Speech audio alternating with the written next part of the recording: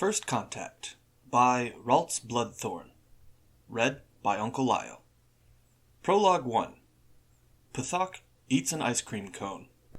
Pthok carefully unwrapped himself from the clutching confines of his ceramic drop shell, moving his limbs carefully so as not to crack the shell or damage any of the precious equipment that might have survived the perilous drop into the heart of the enemy's homeworld. He would need the maps, the recorders, the Confederate cash sticks that had been collected from the dead Terrans off the battlefield. He would need the counterfeited equipment of a Manti tourist, and some of the special equipment hidden in the harness he would need to wear would allow him to emulate a Manti to any and all sensors with the notable exception of Terran biological optics. The yellow sun high in the strangely blue sky warmed Pthok's carapace, making him feel more awake, more alive than he would normally have felt after an 18-month cold drift to the enemy homeworld of the Terrasol Confederacy, the homeworld of the only intelligent mammalian predator in the known universe. With their warlike ways, innovativeness at devising war material, and fearsomeness on the field of battle, Pthok was slightly surprised that he was even alive, not burned down by the extensive planetary and air defense systems the Terrans possessed. He was not drowned in one of those scattered oceans, and not killed by a fast-moving piece of space dust puncturing his drop pod, nor did his grav repulsors malfunction and smear him across one of the fractured pieces of the proto-continent. Looking carefully around, his vision enhanced by his combat visor, Pthok saw why he had not been shot down or incinerated by one of those massive weapon emplacements that Hive intelligence believed covered the entire surface of Terrasol. He was at the edge of one of the huge facilities Terrans seemed to be obsessed with creating. The massive bulk of weapons and the huge hulking shape of Terran warships were everywhere to the magnetic north of Pthok. East and west were strips of light forest, nice for aesthetic reasons and producing oxygen, if you breathed it. Pthok enjoyed the sweet smell of nitrogen that permeated the atmosphere in undreamed-of quantities. No wonder the Terran mammals fought so hard to protect their homeworld. The very air nourished normal intelligent life. Pthok wondered at the sweet atmosphere, reaching into the pod and pressing the auto-destruct sequence. With a hiss, the pod shivered and collapsed into dust that stirred in the sweet-smelling breeze from the huge metropolis to the south of Pthok's landing site. Pthok activated his recorders and began moving south, toward the large city that the Trianad mothers had named Ninth Swarming Place of Furless Mammals, and the Terrans called New Angelos. By the time the warm yellow sun had crested its zenith and began moving toward the horizon, Pthok had been picked up by a well-meaning, nearly polite Terran and given a ride on the back of a fearsomely fast two-wheeled transport that roared and shivered and moved like some kind of reptile in and out of ground-effect vehicle traffic. The talkative mammal had mistaken him for one of the traitorous Manti, one of the mammal's ally, who had missed something called a bus. The mammal had given him a ride all the way into the center of the huge metropolis, dropping him off in the center market to do some sightseeing. The two words meant the same to Pthok, and he wondered exactly what visioning could hold for a tourist to Terrasol as he wandered the spacious streets of the city. Looking around, Pthok felt his mind reel as he looked up at the huge buildings, some of them taller than the hive Pthok had grown from a larvae. Terrans were everywhere, moving about rapidly and grunting at one another in Terran standard. To Pthok, the language sounded just as brutal as the Terrans themselves. The ground vibrated underneath the city, and Pthok barely kept his cool, nearly screaming aloud as the very ground shook beneath his feet. Some of the beings around him stared, and Pthok heard more than one instance of the brutish sound Pthok knew served as Terran laughter. He could not believe it. The Terrans took no notice of planet instability. That would enable them to live on more planetary bodies than anyone had ever thought. That knowledge alone would guarantee that the hive mothers would be pleased with Pthok's performance. No wonder the mammals fought like the insane. They came from a planet that was just as unstable as they were. He took pictures carefully, making sure no being could see his actions as he recorded both the buildings and the masses of beings that hurried about their business. He was careful to record the mammals entering buildings in great detail. In one instance, Pithok carefully recorded every available site of a place that turned away any who were not Terran military. He wondered what the facility, named Harv's Bar and Grill, could possibly be. Weapons research? Strategy planning? Cybernetics or power armor manufacturing? Fluttering his vestigial wings in agitation, Pithok reluctantly moved away from the tempting building, whose optic-catching hollows seemed to almost try to lure him inside. His sensitive audio receptors, boosted by his head covering, could detect the barking sound of Terran laughter on the sound of glass on glass, glass on plastic, plastic on plastic, and both glass and plastic on metal. Whatever activity was happening inside was plainly quite exciting to the Terrans inside, but the two huge, hulking Terran soldiers on either side of the door intimidated Pithok to the point that he would not even try to peer inside the brightly lit window. By sunset, Pithok was beginning to become nervous as he wandered the streets of the gigantic habitation complex. All around him, beings were moving about, and on some corners, beings nervously hawked wares to reluctant-appearing beings. More than once, a male or female Terran would approach another Terran, and they would leave together to enter a building. While he often saw the same being who waited being approached, he rarely saw the one who made the approach again.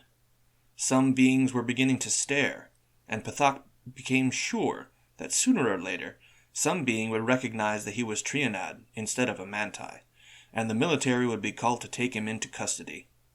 He knew that if the Terrans took him prisoner, he would be cooked over a hot liquid vapor, cracked open and eaten with sauce.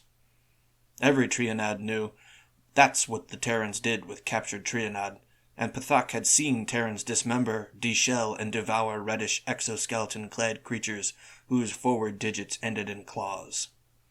To Pithok's horror, he had seen more than one feeding establishment with the life forms caged in transparent cells, filled with salinated water, to be picked out by one of the Terrans, and then, after a suitable wait, devoured.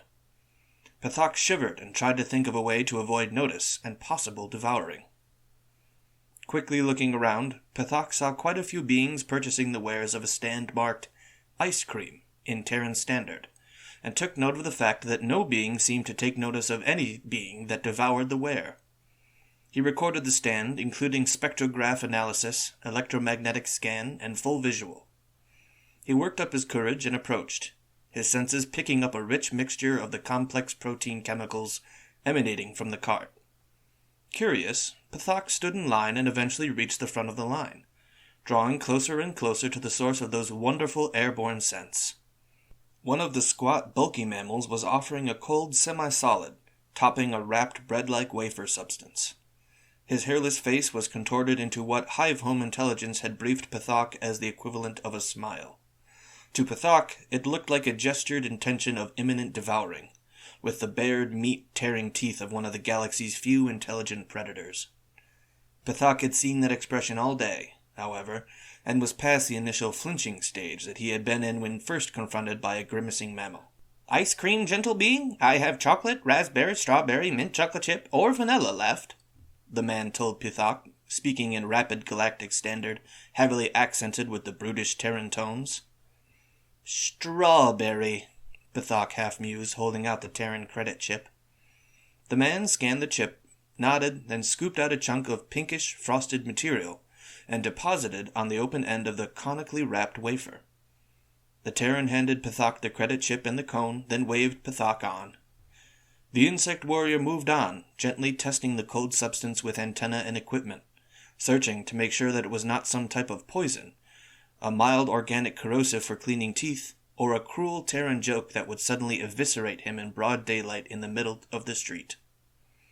Complex carbohydrates, frozen H2O, sweetened wafer, no synthetics. It was safe for consumption, and Pithok sliced a piece off with one mandible, drawing the rapidly melting piece into his maw. Melted nicely, and the taste reminded Pithok of fruit, his favorite dish. The cone was not bad either, kind of tuber taste to it.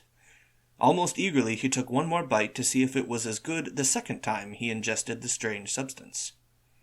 The taste seemed to explode in Pithok's brain, and he found himself steadily devouring the strange creation. Some beings looked at him, but turned away smiling that normally terrifying Terran smile. Pithok could not care less of what other beings did, as long as he had some of this wonderful substance to consume. Here was a creation worth going to war with the Terrans all over again, a secret that showed just how treacherous the mammals were in not sharing it with all-powerful Trianad hive worlds. Did the stupid little mammals not know the Trianad were gods, and Pithok was the most powerful of them all? He found himself dancing, quickly, ignored by passerby, and stopped suddenly, a realization dawning on him. He was invisible. Nobody paid any attention to him. He was invincible. That's why no one dared confront him. Pithok looked around slyly with the last realization, searching for a female Trianad, or even a Manti. After all, he was sexy. No female would be able to resist him. Even the Terran females were glancing at him slyly, and for a long moment Pithok was tempted to try a cross-species sexual encounter, but changed his mind at the sight of their powerful arms and thick, killing digits. The light of the city were bright, and seemed to emit sounds of their own, turning the city into a sparkling orchestra of sound that Pithok had never imagined in his life. All of the beings he met were friendly toward him, trying to cull the favor of the powerful and wise Pithok, and even the Terrans seemed acceptable, now that he no longer had to fear them, since he was invisible, omnipotent, and irresistible. All too soon, though, Pithok began worrying that he had somehow forgotten something. Had he revealed himself to some being he should not have? Had he dropped a piece of equipment that would give him away as a Trianad? Had he offended that large Terran cyborg waiting on the corner with a military carryall in his large killing hand? Had he forgotten the correct steps for the recreational mating dance? Dejectedly, he began searching for a place to spend the night, but the huge friendly city now seemed to disdain him, until he moved into a small, cluttered side street and huddled up next to a large, smelly container that was cold and surrounded by slimy refuse. As liquid H2O began falling from the sky, he curled into a ball, miserable with the thought he might have forgotten something that the hive mothers wanted, and lamenting the fact that no females found his pheromones attractive. Sleep came slowly and fitfully, and he dreamed of the Terran military cyborgs that had seen on the streets, chasing him through the tunnels of his hive home. When Pithok woke, he discovered some lousy mammal had stolen his foot coverings and rations. Not only was he wet and cold, but he no longer had food that was safe to consume, and his delicate feet would be subject to whatever horrors the Terrans could devise. Fortunately, he still had most of his equipment, and the cred sticks hidden away. He rubbed his vestigial wings together as he decided that the only recourse he had was to purchase some ice cream to eat, or starve. The passerby for the most part ignored Pithok for the next several days, as he spent all of his money on the delectable substance known as ice cream, trying as many different types as possible. He could not believe that the Terrans had devised so many distinct flavors. What geniuses! Surely the hive mothers would relent and grant the mammals honored being status in the hive, if they would just share the wonderful recipe of delightful concoction with the Trianad. Soon, Pithok began selling some of his non-essential equipment to a man on a corner by a house, with friendly Terran women who had lots of visitors at night. Soon, the man began trading the wonderful substance to simply record Pithok speaking about life in the hive, while two huge Terrans, nearly entirely mechanical, they were so heavily augmented with cybernetics, guarded Pithok from the shadowy foes that sought to bring him down. Despite Pithok's nervousness about the two fearsome combat cyborgs, the friendly man assured Pithok that they were deserters from the Terran military that believed that Terrans and Trianad should work together. Pithok could not believe that a simple street vendor sold something that would make the warrior caste of the Trianad appear harmless to the surrounding Terrans and tourists. Nearly as good as the legends of invisibility. And here was a fool who gave the substance for answers even a larvae would know. What fools these Terrans were. No, not fools. They knew who he was, and they would come and get him soon. These two bodyguards were in fact Terran military, who were measuring Pithok for a steaming pot and determining what kind of sauce he would taste good coated with and dipped in. Almost clacking with anxiety, Pithok hurried to the nearest spaceport, keeping a whole box of ice cream close at hand the whole way, and boarded a flight to the disputed zone. There he ordered his freezer stocked full with as many different types of ice cream as he could order. He really wanted to avoid leaving his room, After all, they were out there, waiting to get him, to keep him from breeding with fertile virgins. The whole way to the disputed zone, nobody even suspected the Trianad warrior who ate nothing but ice cream and rubbed its legs together in glee one moment, and whose antennae trembled with fear that they had almost caught him. No one knew that instead of a harmless manti, peaceful ally of the Terrans, a Trianad warrior, a feared infiltrator to the very cradle of Terran itself, was among them. Had not the Trianad defeated the Terran military in 22% of all engagements? Had Pithak himself done something no other ever had done? Visited the Terran homeworld and survived? Wasn't that man by large artificial pond of liquid H2O one of the men who had asked him harmless questions? What exactly was Rocky Road? There was not any chunks of stone, nor did it have any roads in it. The disputed planet Tikkatak, or Dakaris, was easy to reach, and easier to move from Terran-occupied areas to the small section of the proto-continent that Trianad still occupied. Before Pithak left Terran-occupied zone, he stole a large armored ice cream transport vehicle that had specifically outfitted to transport the wonderful material. The camouflage built into the vehicle and the bobbing head of large Terran with a bright nose and strangely multicolored hair ensured that none of the Terrans would try to stop Pithak as he raced out of the Terran-occupied zone. The severed head atop the vehicle cackled the harsh Terran laughter the entire way, striking fear into everyone, but strangely enough, attracting Terran larvae, who tried to flag Pithak down with cred sticks. Each crowd of Terran larvae made Pithak chitter in terror and reach into the back of the armored transport for another ice cream bar. He was deathly afraid the small, voracious creatures would manage to stop his armored vehicle and devour him in a larval feeding frenzy. The vicious little larvae were in such a feeding frenzy that they chased after him on their large, crushing feet for long distances, their hunting cries loud as they pursued him. He was keening in relief when he finally reached the Trianad-occupied zone, pursued by dozens of Terran assault craft who seemed desperate to regain the armored transport's valuable cargo intact, and because of that could not bring their heavy weaponry to bear. Despite that, the ferocity of the Terran assault troops forced what small remaining forces the Trianad had off the planet within hours. But Pithak and his invaluable cargo had made it, and once his superiors had sampled the contents of the armored cargo vehicle, they agreed that the loss of a minor planet was nothing compared to the importance of Pithak's discovery.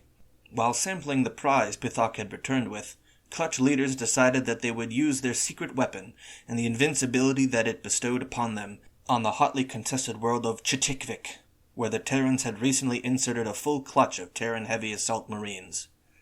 Pithak's superiors viewed what tapes Pithak had not sold off and agreed, with ice cream in their possession, the mighty Terrans would suffer the fate of any primate that dared resist the Trianad. Death, defeat, and devouring. Pithak and the other warriors gathered together to charge the Terran lines. Their weapons were slung as they moved slowly forward through the line, each of them being handed an ice cream cone by the clutch leader. All present were trembling in anticipation of the substance that would turn them from the universe's lowest form of life, not fit to even gaze upon the stars, much less travel them, to the greatest thing the universe had ever created, the sum of all that was good, wise, clever, sexy, and powerful. They had seen what happened to the Terran Marines stationed nearby as the Trianad sympathizers stole each ice cream shipment as it came through, snagging it right from the Terran naval transports when they touched down, and leaving boxes full of dirt in the place of the crated refrigeration units the ice cream was shipped in. As the ice cream was stolen, the Trianad watched the Terrans closely to see what effect it would have on the Terran warriors. More and more fighting among brood brothers, lack of equipment maintenance, lackluster patrols, a complete falling apart of discipline in a force feared galaxy-wide for their discipline and ferocity. The Terrans went from almost machine-like to a clutch of larvae without a hive-mind touch for guidance. Pithak's superiors were pleased with Pithak's discovery of the secret to Terran ferocity and the ability to become nearly invisible anywhere. Not to mention the ability to breed like some kind of scavengers infesting a giant corpse. They had planned in lengthy conferences, partaking of the wondrous substance that Pithak had discovered, and finally settling on the morning's operation. During the long trip, having gotten lost several times, they had devoured the cargo of the armored transport, and so, had to choose a random world to test the power of ice cream on. Wisely, the Clutch Lord had pointed at the map, membranes over his eyes, and stated that that world would be the first to fall. Each Trianod left the bunker complexes that had been their home, scuttling forward on powerful legs, holding the ice cream cones high overhead to grant them invisibility and fearsome combat discipline and skill. Many of the cones were half-eaten, and more than one warrior held an empty hand high into the air, snickering to himself with his cleverness at deceiving his superiors into thinking he had not eaten his issued cone. As they drew closer and closer to the Terran lines, not a single shot being fired at them, they could feel a surge of victory as they drew ever closer, soon able to see the Terran Marines staring at them in fear and confusion.